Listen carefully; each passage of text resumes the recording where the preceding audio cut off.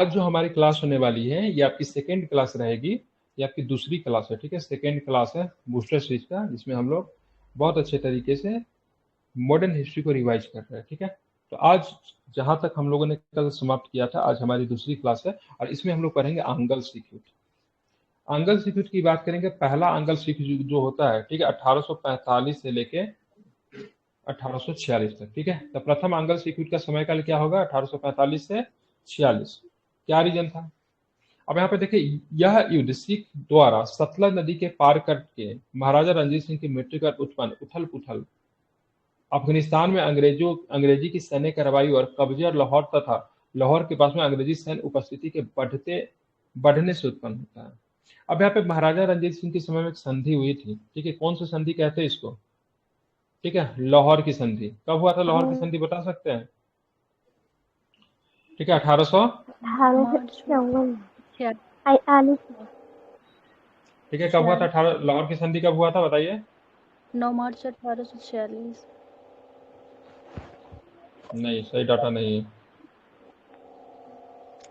9 मार्च लाहौर की संधि हुआ था 1846, ठीक है। आई थिंक दलित दो लाहौर की संधि हुआ था, नहीं सॉरी, लाहौर की संधि नहीं, अमृतसर की संधि कब हुई थी? सॉरी यार, अमृतसर की संधि पूछ रहा था। अमृतसर की संधि बताइए। अमृतसर की संधि 1809। कब था? बिल्कुल, तो 1809 में हुआ था अमृतसर की संधि, ठीक है। कब हुआ था? 1809 में अमृतसर की, मुझे अमृतसर ही बताना था। तो अमृतसर की संधि में मतलब ना सतलज नदी को मतलब सीमा रेखा बनाया गया था। सतलज नदी के इधर अपना सिख साम्राज्य रहेगा, सतलज नदी के उधर मतलब ब्रिटिश साम्राज्य रहेगा, दोनों मतलब नदी को पार नहीं करेंगे, ठीक है।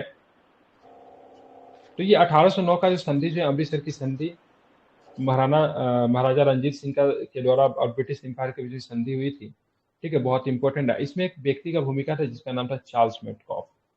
क्या नाम था? चार्ल्स मेटकॉफ की भूमिका जो थी इस संधि में थी, ये भी आपको ध्यान में रखना है। यह युद्ध सिख सेना द्वारा सतलज नदी के पार करने महाराजा रणजीत सिंह की मृत्यु के बाद उत्पन्न उथल पुथल और अफगानिस्तान में अंग्रेजों की सैन्य कार्रवाई और कब्जे तथा लाहौर के पास अंग्रेजी सैन्य उपस्थिति के बढ़ने से उत्पन्न हुआ। ब्रिटिश चालबाजी के कारण सिखों की हार हुई, लाहौर का पतन हुआ और लाहौर की अपमानजनक संधि लागू की गई, ठीक है। तो पहला आंगल सिख युद्ध में, ठीक है, 1846 में कौन सी संधि होती है? लाहौर की संधि होती है, ठीक है। लेकिन कहीं ना कहीं से देखिए, यहाँ पे शुरुआती गलती की बात करेंगे तो सिख सेना के द्वारा की गई थी, क्योंकि उन्होंने सतलज नदी को पार किया था। रीजन क्या था? सतलज नदी को पार इसलिए किया था क्योंकि ब्रिटिश जो था ना, वो अफगानिस्तान में और लाहौर के आसपास अपना गतिविधि को बढ़ा रहा था, जो कि क्षेत्र में कहीं ना कहीं से सिखों का प्रतिनिधित्व हुआ करता था। तो सिख जो थे अपने आप को सुरक्षित महसूस करे, तो इन्होंने भी मतलब थोड़ा सा कोशिश किया। और उसके बाद ब्रिटिश के द्वारा मतलब ये पराजित होते हैं डेली करना 1846 रहता में। था। 1846 में कौन सा संधि होता था? 1846 में लाहौर की संधि होता है, ठीक है। इसको आपको ध्यान में रखना है। गुलाब सिंह को कश्मीर को बिक्री सहित बाद की अशांति के और भी विद्रोहों को जन्म दिया। इसके उपरांत भैरववाल की संधि पर हस्ताक्षर किया गया। तो गुलाब सिंह को कश्मीर की बिक्री सहित बाद की अशांति ने और भी विद्रोहों को जन्म दिया गया, और इसके बाद मतलब क्या होता है? भैरववाल की संधि होती है, ठीक है। तो आपके लिए लाहौर की संधि या भैरववाल की संधि इंपॉर्टेंट है। ये दोनों संधि कब हुआ था? तो प्रथम आंगल सिख युद्ध के दौरान मतलब क्या होता है? ये संधियां हुई थी, ठीक है। और लाहौर की संधि कब हुई थी? 1846 में हुई थी। और उसके बाद ही 46 में ही होता है भैरववाल की संधि होता है, ठीक है। दोनों के दोनों संधि कब हुई थी? तो प्रथम आंगल सिख युद्ध के दौरान हुआ था। और कश्मीर किसको दिया गया था? गुलाब सिंह को कश्मीर बेच दिया गया था, ठीक है। अब आते कश्मीर, ध्यान में रखिएगा, ठीक है। महाराजा रंजीत सिंह के समय में कश्मीर पे ध्यान में रखिएगा सिखों का नेतृत्व था, समझे। कश्मीर को कश्मीर की बात करेंगे तो कश्मीर पे सिखों का नेतृत्व था, इसको ध्यान में रखना है, ठीक है।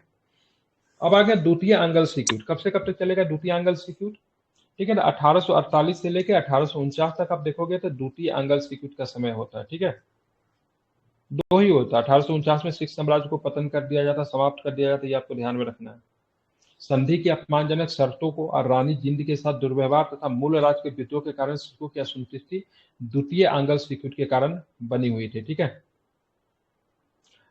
तो क्या हुआ था? संधि की अपमानजनक शर्तों और रानी मतलब क्या हुआ था? लाहौर की संधि जो थी काफी अपमानजनक संधि थी, सिख सेना को समाप्त कर दिया गया था, सिख साम्राज्य में रेजिडेंट को डाल दिया गया था। ये सारी संधियां जो थी वो अपमानजनक संधि थी। उसी के कारण द्वितीय आंगल सिख युद्ध मतलब क्या होता? प्रारंभ होता है। रानी जिंद के साथ भी दुर्व्यवहार किया जा रहा था, जो कि दलीप सिंह की माँ थी, ठीक है। मूल्यराज के विद्रोह के कारण सिखों के असंतुष्टि द्वितीय एंग्लो सिख युद्ध का कारण बना। लॉर्ड डॉलहरी ने सर ह्यूग गॉफ के मतलब गॉफ जनरल गॉफ याद रखिएगा के नेतृत्व में युद्ध जीतकर पंजाब को अपना अधीन करने का अवसर प्रदान किया। ठीक है, ध्यान रखेंगे। ठीक है, ये पंजाब का विलयकरण कब किया गया? तो 1849 में किया गया। कब किया गया? तो 1849 में पंजाब को मतलब क्या कर लिया गया? ब्रिटिश साम्राज्य का हिस्सा बना लिया गया। ठीक है, और उस समय गवर्नर कौन थे? डलहौजी था। ठीक है, कौन युद्ध में नेतृत्व कर रहा था? जिसका नाम था गॉफ। क्या नाम था उसका? गॉफ नाम था। ठीक है, डलहौजी सिख सेना ने रावलपिंडी में क्या किया? आत्मसमर्पण कर दिया। डलहौजी का उद्देश्य था पंजाब के विलय और 3 सदस्यीय बोर्ड द्वारा शासन के साथ मतलब क्या होता है? पूरा होता है। बाद में जॉन लॉरेंस पंजाब के पहले मुख्य आयुक्त बने थे। ठीक है, तो जॉन लॉरेंस की बात करेंगे तो पंजाब को मतलब क्या था? मुख्य आयुक्त बनाया गया था। मतलब 3 सदस्यीय टीम बनाई गई थी और उसको पंजाब को संभालने के लिए दे दिया गया था। ठीक है, और अंतिम शासक जो थे महाराजा दलीप सिंह थे। क्या नाम था इसका? दलीप सिंह थे। इनको निर्वासित जीवन जीने के लिए मतलब कहाँ भेज दिया गया? ब्रिटेन भेज दिया गया। ठीक है, और वहीं पे मतलब क्या करते? धर्म भी परिवर्तन कर लेते, वहीं पे विवाह वगैरह भी कर लेते हैं। ठीक है, कभी भारत लौट के नहीं आते 1849 के बाद से। मेरा क्या है नहीं भारत में, उम्र भी काफी कम होती है। ठीक है, उसके बाद पेरिस में इनकी मृत्यु हो जाती है। महाराजा दलीप सिंह जो थे पेरिस में एक होटल में मृत पाए जाते हैं कुछ वर्षों के बाद। ठीक है, अभी भी इनका परिवार की बात करेंगे तो आपको ब्रिटेन में ही आपको देखने को मिलेगा। ठीक है, तो 1849 में आपको सिख साम्राज्य को क्या कर दिया गया? समाप्त कर दिया। दो चीजें हुई थी, इसको ध्यान में रखना है। एक बार प्रथम आंग्ल सिख युद्ध 1845 से लेकर 1849 तक। द्वितीय आंग्ल सिख युद्ध की बात करेंगे 1848 से लेकर 49 तक। पहले वाला में कौन सी संधि हुई थी? पहले वाले में लाहौर की संधि हुई थी 1846 में, और दूसरे उसके बाद हुई थी भैरोवाल की संधि हुई थी। ठीक है, दोनों संधि को आपको ध्यान में रखना है। ठीक है, अब यहाँ पे आप देखोगे क्या होता है? द्वितीय आंग्ल सिख युद्ध में क्या होता है? ब्रिटिश पूरी तरीके से मतलब क्या होता है? पराजित होते हैं। उसके 3 सदस्यीय एक टीम बनाई जाती है, बोर्ड बनाया जाता है। डलहौजी 3 सदस्यीय ठीक है बोर्ड के द्वारा मतलब लाहौर को सॉरी पंजाब को मतलब क्या करता है? शासन करता है। लेकिन बाद में जॉन लॉरेंस को मतलब पहले आयुक्त के तौर पे मतलब पंजाब में नियुक्त किया जाता है। ठीक है, यहाँ पे ध्यान रखिएगा। सिख साम्राज्य को कब समाप्त कर दिया जाता है? तो 1849 में सिख साम्राज्य को समाप्त कर दिया था। मतलब इसके बाद कोई भी शासक नहीं होगा। ठीक है, ये सब तो चल रहा था। पंजाब को जीत लिया, बंगाल को जीत लिया। ठीक है, आप यहाँ पे साउथ में जाओगे तो आप क्या बोलते हैं उसको? कर्नाटक। कर्नाटक वगैरह भी मतलब क्या होता है? विजयी हो गया। अब ब्रिटिश जो थी बहुत सारी नीतियां चलती थी, कभी कभी एग्जाम में पूछा जाता है, जिसको बोलते हैं रिंग ऑफ फेंस। क्या बोले हैं? रिंग ऑफ फेंस की नीति, या फिर इसको बोलते हैं घेरे की नीति। ये क्या होता था? ये बहुत इंपॉर्टेंट है। इस नीति की शुरुआत जो की थी, ये तो डिटेल्स में नहीं पूछेगा क्या था, लेकिन पूछ ये सकता है इस नीति की शुरुआत किसने की थी। तो रिंग फेंस की नीति की बात करेंगे या फिर घेरे की नीति की बात करेंगे, इसकी शुरुआत वारेन हेस्टिंग्स ने की थी। इसमें क्या होता था? बफर जोन बनाया जाता था। ठीक है, बफर जोन क्या बोलोगे? जैसे मान लीजिए यहाँ पे आप देखेंगे, यहाँ पे अगर मान लीजिए ब्रिटिश इंपायर है। ठीक है, ये आपका रहा ब्रिटिश इंपायर, यहाँ पे रहा। ठीक है, और यहाँ पे मान लीजिए अवध है। क्या है? अवध की बात करेंगे, यहाँ पे है। ठीक है, और आप देखोगे यहाँ पे मान लीजिए मराठा। ठीक है, यहाँ पे मराठा है। तो ब्रिटिश की झगड़ा किसके साथ है? मराठा के साथ है। लेकिन क्या मराठा कभी भी डायरेक्ट ब्रिटिश पे हमला कर सकता है? नहीं कर सकता, क्योंकि बीच में क्या पड़ रहा है? अवध पड़ रहा है। ठीक है, तो ब्रिटिश क्या करेंगे ना, अवध के साथ अच्छा संबंध बना के रखेगा या फिर अपने तरफ इसको मिला लेगा, ताकि मराठा से इसकी रक्षा होता रहे। समझ रहे हैं ना? इसको बोलते हैं बफर जोन। जैसे मराठा और मतलब ब्रिटिश के बीच में बफर स्टेट कौन बनाता था? तो अवध बनाता था। तो ये कोशिश करेगा अवध के साथ हमारा मित्र जो हमारा जो संबंध जो रहे बढ़िया रहे, ताकि मराठा से हमको कभी भी उलझने का मौका ना मिले। अगर हमसे पहले उलझे भी तो पहले उनको किससे लड़ना पड़ेगा? अवध से लड़ना पड़ेगा। अवध की पूरा सेना जो रहेगी मराठा को रोक के रखेगी, फिर हम फुल फोर्स के साथ जाएंगे और मराठा पे हमला करेंगे, हमारी विजय हो जाएगी। ठीक है, तो ये नीति जो था कंपनी को सशक्त करने के लिए वारेन हेस्टिंग्स ने मतलब तैयार किया, जिसको बोलते हैं रिंग ऑफ फेंस की नीति, घेरे की नीति भी कहा जाता है। जिसमें मतलब क्या था?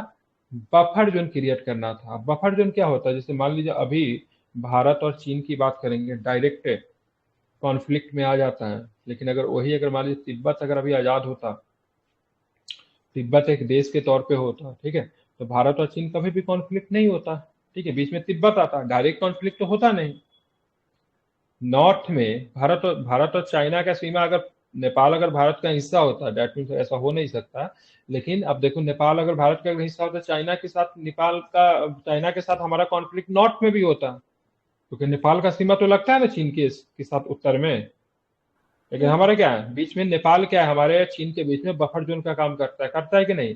नेपाल भारत और चीन के साथ बफर जोन का काम करता है। अगर नेपाल को अगर भारत में मिला दीजिए तो हमारा सीमा डायरेक्ट किसके साथ लग जाएगा, चीन के साथ लग जाएगा। तो यही था मतलब कंपनी की सीमाओं की रक्षा के लिए बफर जोन बनाने के उद्देश्य से ये नीति तैयार की गई थी। इसकी क्या बोलता है, घेरे की नीति कहते हैं। किसने शुरू किया था, वारेन हेस्टिंग्स ने। घेरे की नीति में शामिल राज्यों को बाहरी आक्रमण के खिलाफ सैन्य सुरक्षा का भरोसा दिया जाता है। हालांकि राज्य उस सेना का खर्च खुद उठाती थी। ठीक है, ध्यान में रखना। दूसरा नीति जो शुरू किया गया उसको बोलते थे सहायक संधि। सहायक संधि को शुरुआत जो किया था वेलेज़ली ने किया था। ठीक है, हालांकि सहायक संधि कुछ समय पहले डुप्ले ने भी साउथ में प्रयोग किया था, लेकिन व्यापक तौर पे ठीक है वास्तविकता से जो प्रयोग किया, किसने किया सहायक संधि का प्रयोग, वेलेज़ली ने किया है। ठीक है, वेलेज़ली की बात करेंगे 1798 से लेके, ठीक है ध्यान रखेंगे 1805 तक, मतलब भारत का मतलब क्या रहा था, गवर्नर रहता है।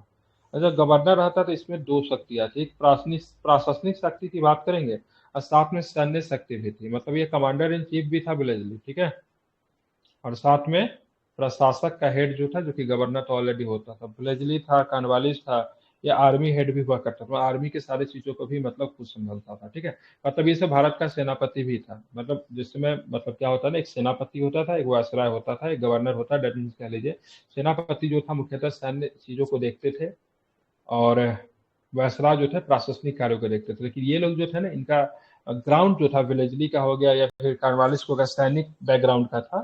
ठीक है, तो इन्होंने दोनों चीजों को संभाला। ठीक है, तो सहायक संधि की बात करेंगे 1798 से लेकर 1805 के मध्य भारत में एक साम्राज्य बनाने के लिए रिंग फेंस नीति का विस्तार करते हुए सहायक संधि का प्रयोग किया गया। ठीक है, तो रिंग ऑफ फेंस नीति का विस्तार ही था सहायक संधि, कुछ अलग नहीं था, लेकिन थोड़ा सा डिफरेंट था, इसको जरा हम लोग समझेंगे। हालांकि ये डुप्ले था जिसने पहली बार सहायक संधि गठबंधन का प्रणाली का प्रयोग किया। अगर ऐसा लिखा रहेगा भारत में सबसे पहली बार सहायक संधि गठबंधन प्रणाली का प्रयोग कौन किया, तो ध्यान में रखेंगे इसका आंसर क्या होगा, तो इसका आंसर आपका डुप्ले होगा। ठीक है, क्या होगा, तो इसके आंसर की बात करेंगे, इसका आंसर क्या होगा, तो इसका आंसर आपका डुप्ले होता है। ठीक है, इस प्रणाली के तहत भारतीय शासकों का अस्थायी ब्रिटिश सैन्य उपस्थिति और भुगतान तथा उनके दरबार में एक ब्रिटिश निवासी की नियुक्ति के लिए सहमत होना पड़ता था। अब देखिए मान लीजिए कोई राज्य है, ठीक है, मान लीजिए राज्य की नाम है अवध, अगर अवध ने अगर सहायक संधि पर हस्ताक्षर कर दिया, ठीक है, तो अवध में, ठीक है, अवध में क्या रहेगा, ब्रिटिश सेना रहेगी। ठीक है, ब्रिटिश सेना या फिर कंपनी की सेना कह लीजिए, कंपनी की सेना की बात करेंगे रहेगी वहां पे। ठीक है, कंपनी की सेना रहेगी, लेकिन कंपनी की सेना को पैसा कौन देगा, तो अवध के नवाब ही मतलब क्या करेंगे, कंपनी की सेना को क्या करेंगे, पैसा देंगे। ठीक है, साथ में कौन रहेगा, तो साथ में ध्यान रखें ब्रिटिश के द्वारा एक नियुक्त एक व्यक्ति को रखा जाएगा, जिसको बोलते थे रेजिडेंट। क्या बोलते थे उसको, रेजिडेंट बोलते थे। ठीक है, जो प्रमुख निर्णय कौन लेगा, तो प्रमुख निर्णय सारा रेजिडेंट लेगा। और सिंपल शब्दों में कहेंगे अवध का सारा विदेश नीति किसके अधीन आ जाएगा, तो रेजिडेंट के अधीन मतलब सारे के सारे उसके विदेश नीति आ जाएंगे। ठीक है, और सेना जो रहेगा, सेना तो ब्रिटिश का सेना रहेगा। ठीक है, और उसके बदले में सैलरी कौन देगा, तो सैलरी ब्रिटिश देगी। ठीक है, सैलरी मतलब जिस राज्य में रखा जाएगा उस राज्य से उसको मिलेगा, मतलब शासक देगा। ठीक है, अब यहाँ पे ध्यान में रखेंगे भारतीय सम्राट को यूरोपियन लोगों को काम पर रखने के लिए कंपनी की मंजूरी की आवश्यकता थी। अब मान लीजिए कंपनी जो थी ब्रिटिश थी, अगर मान लीजिए कोई भारतीय सम्राट है, अगर किसी फ्रेंच व्यक्ति को अपने यहाँ काम पे रखना पड़ता था, तो उसको मतलब ब्रिटिश साम्राज्य से क्या लेना पड़ता था, अनुमति लेना पड़ता था, या फिर अन्य शासक के साथ युद्ध करेंगे या फिर कूटनीति के लिए, ठीक है, उनको भी गवर्नर जनरल से परामर्श लेना पड़ता था। तो मतलब सिंपल शब्दों में कहेंगे जिनके साथ भी सहायक संधि होती थी उनका सारा के सारा विदेश नीति मतलब क्या होता था, स्वतंत्र नहीं रह पाता। ठीक है, सारे मामलों में मतलब क्या होता था, रेजिडेंट के द्वारा उनको मतलब क्या होता था, गवर्नर जनरल से मतलब क्या होता था, परमिशन लेना पड़ता था। बदले में कंपनी ने आंतरिक मामलों में सुरक्षा और हस्तक्षेप न करने की गारंटी दी। ठीक है, मतलब ये विदेशी मामलों में तो ये स्वतंत्र नहीं थे, लेकिन ध्यान रखिएगा आंतरिक मामलों में सुरक्षित थे। क्या थे, आंतरिक मामलों में क्या थे, आंतरिक मामलों में क्या थे, स्वतंत्र थे। ठीक है, साथ में कंपनी ने क्या बोला, कंपनी ने बोला सर हम आपकी रक्षा करेंगे। ठीक है, मतलब आपके ऊपर कोई बाहरी आक्रमण नहीं होगा, उससे क्या करेंगे, तो उससे हम आपकी रक्षा करेंगे। ठीक है, ध्यान रखेंगे क्या किया, रक्षा करेंगे, क्योंकि हमारी सेना रहेगी, हमारी सेना की जिम्मेवारी बनेगी आपके राज्य के ऊपर किसी भी प्रकार का आक्रमण हो तो हमारी सेना आपकी क्या करेगी, रक्षा करेगी, ठीक है। लेकिन अब आंतरिक मामले में स्वतंत्र तो हो, मतलब आपका प्रशासन कैसे चलेगा, ठीक है, घर कैसे चलेगा नहीं वो, लेकिन विदेशी मामलों में आप स्वतंत्र नहीं हो, फ्रेंच के साथ संधि नहीं कर सकते हो, किसी दूसरे राजा के साथ संधि नहीं कर सकते, युद्ध नहीं कर सकते, ये सब में आप क्या हो गए, बंध गए, ठीक है। मतलब शासक नाम मात्र का मतलब क्या होगा, फालतू होगा, मतलब उसका कोई काम ही नहीं रहेगा। सबके सब फैसले कौन ले रहा है, तो सबके सब फैसले रेजिडेंट ले रहा है, और किसके बिहाफ पे ले रहा है, तो ब्रिटिश गवर्नर के बिहाफ पे, ठीक है। अवध इस संधि को स्वीकार करने वाला पहला भारतीय राष्ट्र, सहायक संधि को स्वीकार करने वाला अवध,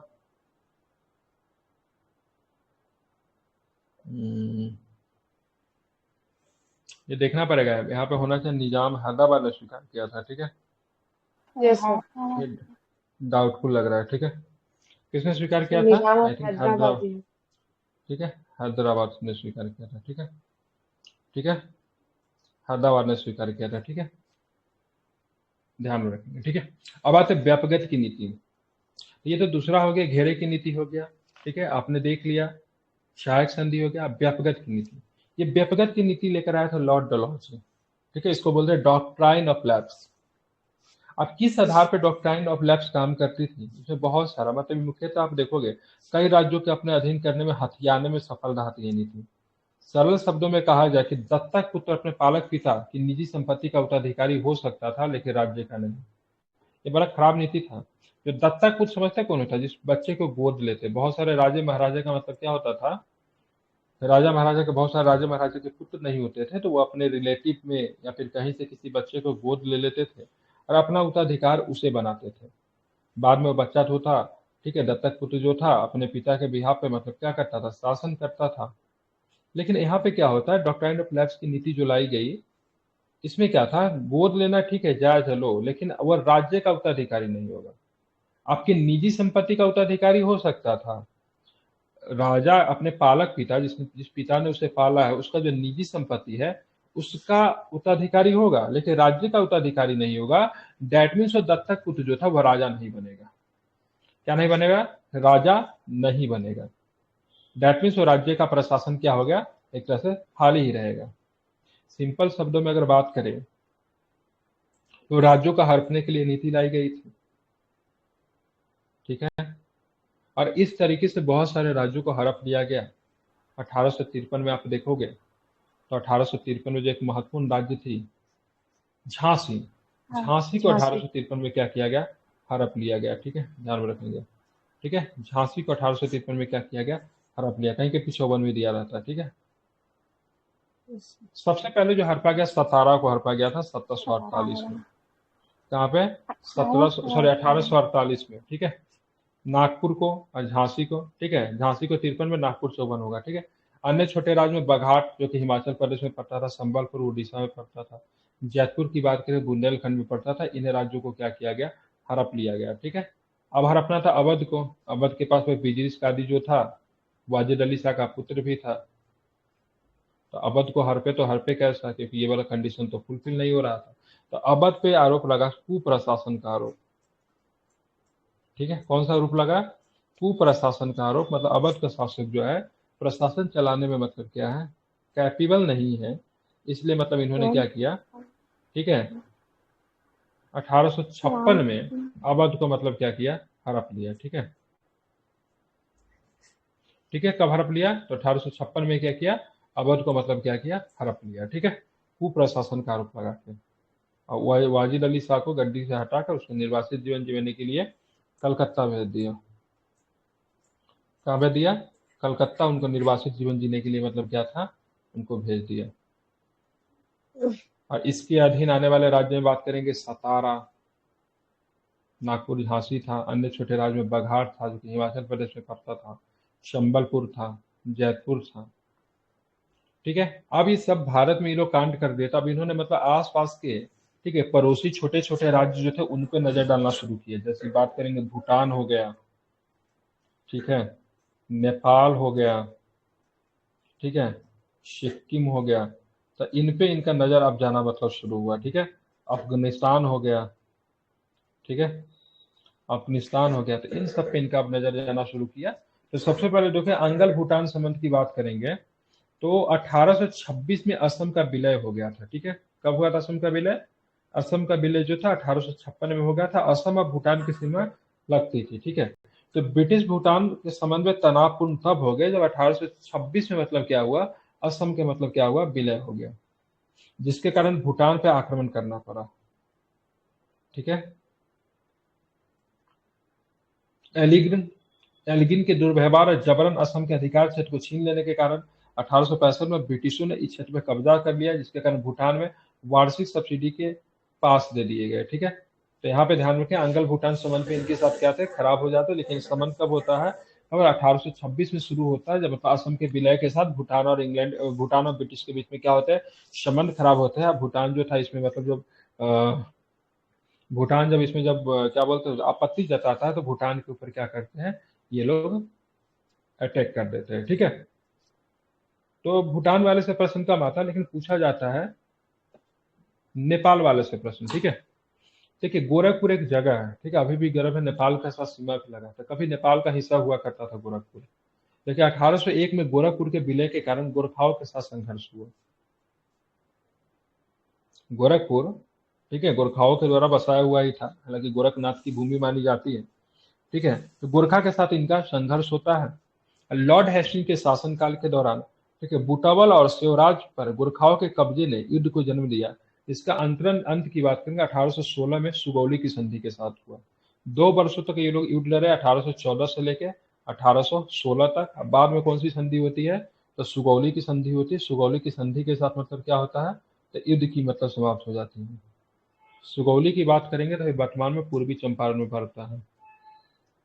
ठीक है, पूर्वी चंपारण में वर्तमान में आपको सुगौली आपको देखने को मिलेगा। वहां पे क्या होता है, 1816 में संधि होती है, और उसके बाद मतलब क्या होता है, युद्ध समाप्त हो जाता है। इस संधि से ब्रिटिशों को आर्थिक और रणनीतिक रूप से लाभ हुआ, जिसके मध्य एशिया के साथ साथ व्यापार बढ़ा, और शिमला, मसूरी और नैनीताल जैसे हिल स्टेशनों का अधिग्रहण हो गया। ठीक है, शिमला, मसूरी, नैनीताल, ये सब के सब कभी नेपाल का हिस्सा हुआ करते थे, लेकिन अब जाके किनका अधिकार हो गया, ठीक है, ब्रिटिश का अधिकार हो गया। ठीक है, और साथ में आप देखोगे तो ये लड़ाई से एक और भी इम्पोर्टेंट चीज क्या था ना, ये जो अभी आप तिब्बत वाला जो इलाका जो आप देखते हो, ठीक है, तिब्बत वाला इलाका जो देखते हो, उसे नेपाल और मतलब ब्रिटिश एम्पायर के बीच में, सॉरी क्या बोले, सिक्किम और मतलब ब्रिटिश एम्पायर के बीच में ये बफर स्टेट का काम करता था।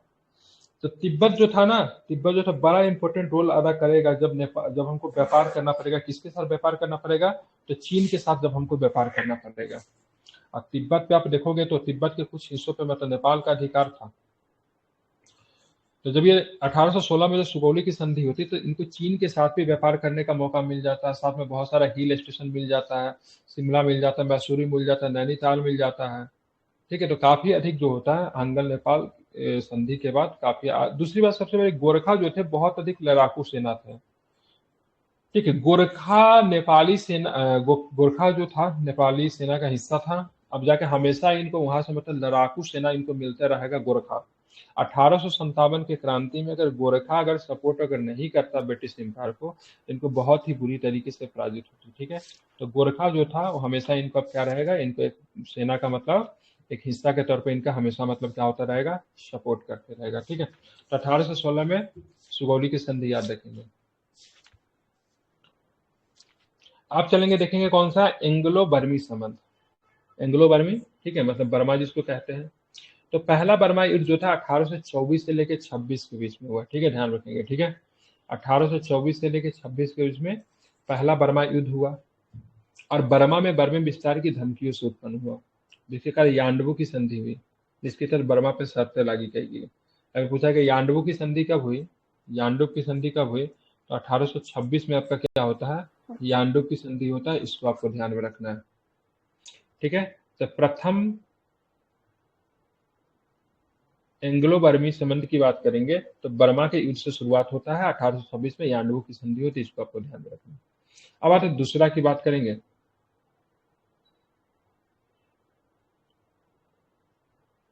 द्वितीय बर्मी युद्ध। द्वितीय बर्मी युद्ध की बात करें 1852 में होता है। इसका उद्देश्य क्या था, तो इसका उद्देश्य ऊपरी बर्मा के संसाधनों तक पहुंच, मतलब अपर बर्मा। ठीक है, 2 बर्मा थे, अपर बर्मा था कि लोअर बर्मा था। ठीक है, तो द्वितीय युद्ध की बात करेंगे द्वितीय युद्ध 1852 में होता है, का उद्देश्य ऊपरी बर्मा के संसाधनों तक पहुंच बनाना था, जिसके परिणामस्वरूप निचले बर्मा पर ब्रिटिश नियंत्रण स्थापित किया गया। तो 1852 में द्वितीय बर्मा युद्ध हुआ था।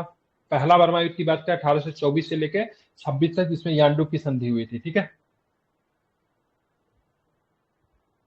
आप चलेंगे यहाँ पे तीसरा युद्ध। ठीक है, तीसरा युद्ध जो था 1885 में हुआ था।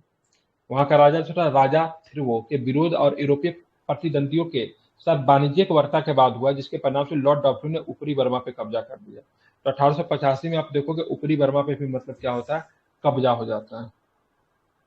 अब 1935 का जो एक्ट जो आया था उसमें बोला गया था भाई साहब भारत से क्या करो, बर्मा को अलग हुआ करने की बात थी, लेकिन भारत से बर्मा जो था अलग होता है 1937 में, होता है 1937 में अलग होता है, लेकिन एक्ट जो था 1935 के एक्ट में ही था। 1935 में भारत से बर्मा के अलग होने का उद्देश्य राष्ट्रवादी आंदोलनों पर अंकुश लगाना था। ये संघर्ष दक्षिण पूर्वी एशिया में वाणिज्यिक हितों और रणनीतिक चिंताओं से प्रेरित ब्रिटिश साम्राज्यवादी नीतियों को दर्शाते हैं। ठीक है, तो 1935 के एक्ट में था, लेकिन बर्मा अलग कब होता है, तो 1937 में क्या होता है, अलग होता है। इसको आपको ध्यान में रखना है। पहला बर्मा युद्ध 24 से लेकर 26 तक कौन सी संधि होती है, यानडू की संधि होती है। दूसरा की बात करेंगे 1852 में होता है। ठीक है, ध्यान रखेंगे। तीसरा की बात करेंगे 1885 में होता है। ठीक है, लॉर्ड डॉफ्रिन के शासनकाल में। ठीक है, 1935 के एक्ट की बात करेंगे तो उसमें क्या था, बर्मा को अलग करने की बात थी, लेकिन 1937 में क्या होता है, बर्मा जो था अलग होता है। अब आते तिब्बत के साथ इनका संबंध जो था बड़ा ही अजीब था। ठीक है, लहासा में बढ़ते रूसी प्रभाव, लहासा तिब्बत की राजधानी थी, वहां पे रूसी प्रभाव बढ़ रहा था और कमजोर चीनी नियंत्रण के कारण। ठीक है, चीनी नियंत्रण क्या था, वह बहुत अधिक कमजोर था, रूसी प्रभाव जो था बहुत अधिक लहासा तिब्बत में बढ़ रहा था। कर्जन ने 1904 में तिब्बत में गोरखा दल भेजा, जो तिब्बत में रूसी हथियारों के प्रवेश की अफवाहों से चिंतित था। ठीक है, तिब्बत में कौन पेज पलट रहा है इतना जोर जोर से, माइक बंद करके कीजिए। तिब्बत में क्या था, तिब्बत में रूसी हथियारों के प्रवेश का अफवाह से चिंतित थे, इसीलिए लॉर्ड कर्जन ने तिब्बत में गोरखा दल भेजा। अब देख रहे गोरखा कितना इंपॉर्टेंट रोल अदा कर रहा है। ठीक है, 1916 में नेपाल के साथ सुगौली की संधि हुई थी, उसमें गोरखा सेना हमेशा से मतलब क्या रहेगा, ब्रिटिश सेना में मतलब क्या करेगा, सपोर्ट करेगी। ठीक है, तो यहाँ पे आपको ध्यान में रखना इंपॉर्टेंट है। से 1904 में तिब्बत में गोरखा दल भेजा गया, जो तिब्बत में रूसी हथियारों के प्रवेश के अफवाहों से चिंता थी। ठीक है, इस मिशन को बोला जाता है यंग हस्बैंड। क्या बोला जाता है, यंग हस्बैंड मिशन जो था वो लहासा तिब्बत में भेजा गया था, इसको ध्यान में रखना है। दलाई लामा को भागने पे मतलब मजबूर कर दिया। ठीक है, ये दलाई लामा जो था तिब्बती धर्म गुरु है, दलाई लामा किसी व्यक्ति का नाम नहीं है। अभी एक दलाई लामा भारत में भी है। ठीक है, तो आगे भी जो व्यक्ति जो होंगे तिब्बती धर्म गुरु जो होंगे वो भी क्या होंगे, तो वह भी मतलब कोई दलाई लामा ही होंगे। ठीक है, तो दलाई लामा पद का नाम है, न कि व्यक्ति का नाम है। लहासा की संधि की बात करेंगे 1904 में तिब्बत पे शर्तें लगाई, जिसके अंतर्गत चीन को लाभ हुआ।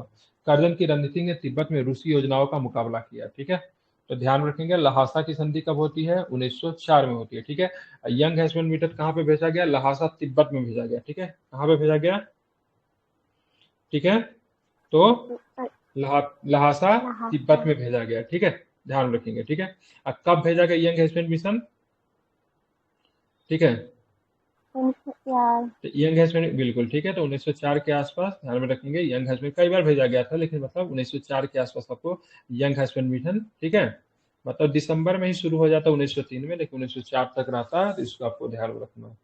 ठीक है, तो यहाँ पे आपने समझ लिया तिब्बत के साथ क्या संबंध थे इनके। अब हम चलेंगे इनका संबंध जो था अफगानिस्तान के साथ क्या था। देखिए, अफगानिस्तान जो था बफर स्टेट का काम करता था। बोलोगे सर अफगानिस्तान भी बफर स्टेट था, बिल्कुल। अफगानिस्तान जो था भारत में जो ब्रिटिश एम्पायर जो था, ठीक है, और रसिया के साथ बफर स्टेट बनाता था। उस समय रसिया नहीं समझे, यूएसएसआर के साथ। ठीक है, अगर मान लीजिए बीच में अगर अफगानिस्तान नहीं हो तो रसिया धड़ाक से इंडिया पहुंच जाएगा, और रसिया से लोग काफी डरता था, क्योंकि आगे चल के आप देखोगे रसिया में कम्युनिज्म की शुरुआत होगी तो भी ये लोग रसिया से काफी अधिक डरेगा, क्योंकि इनका डर था कहीं कम्युनिज्म की बात करेंगे। कम्युनिज्म मतलब क्या बोलते हैं उसको यार, मार्क्सवाद कह लीजिए, साम्यवाद कह लीजिए। ठीक है, भारत में ना कभी फैल जाए। ये बफर स्टेट के काम जो करता था अफगानिस्तान, इसीलिए जो था, ठीक है, बड़ा इंपॉर्टेंट हो जाता था किसके लिए, ब्रिटेन के लिए। ठीक है, तो इसलिए वहां पर भी इन्होंने अपने नीति के रूप में प्रभावित करने की कोशिश की। ऑकलैंड की फॉरवर्ड पड़ोसी थी, कब था, 1836 का उद्देश्य संधियों का विलय के माध्यम से संभावित रूसी खतरों से ब्रिटिश भारत की रक्षा करना था। अगर देखिए अभी तो अफगानिस्तान की सीमा रसिया से नहीं लगती है, लेकिन जब यूएसएसआर था 1991 से पहले जो यूएसएसआर था, तो यूएसएसआर की सीमा जो थी अफगानिस्तान से लगती थी, ठीक है, अभी नहीं लगती।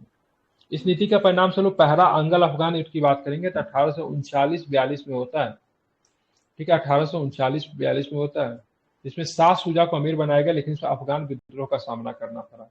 शाह शुजा वही था, किसका पोता था ये? अहमद शाह अब्दाली का पोता था शाह शुजा, ठीक है, वही अहमद शाह अब्दाली जिसने, ठीक है, पानीपत के तृतीय 1761 में मराठों के साथ मतलब लड़ाई किया था, ये अहमद शाह अब्दाली का पोता था शाह शुजा, ठीक है। तो उसको अमीर बनाया गया, शासक बनाया गया, ब्रिटिश के समर्थन से बना, लेकिन उसने अफगान विद्रोह का सामना करना पड़ा, ठीक है। तो ऑकलैंड की जो फॉरवर्ड पॉलिसी जो था 1836 में, देखिए ब्रिटिश साम्राज्य ने कहीं पे जीता कहीं पे हारा मतलब नहीं है, सभी जगह पे जीत तो गया, लेकिन अफगानिस्तान में कहीं भी नहीं जीत पाया। इसलिए बोला जाता है स्प्लिन ऑफ द, ठीक है, इंपीरियल रूलर्स, ठीक है, मतलब औपनिवेशिक साम्राज्य की, ठीक है, पलिया कहा जाता है, फिर कब्रगाह कहते हैं अफगानिस्तान को।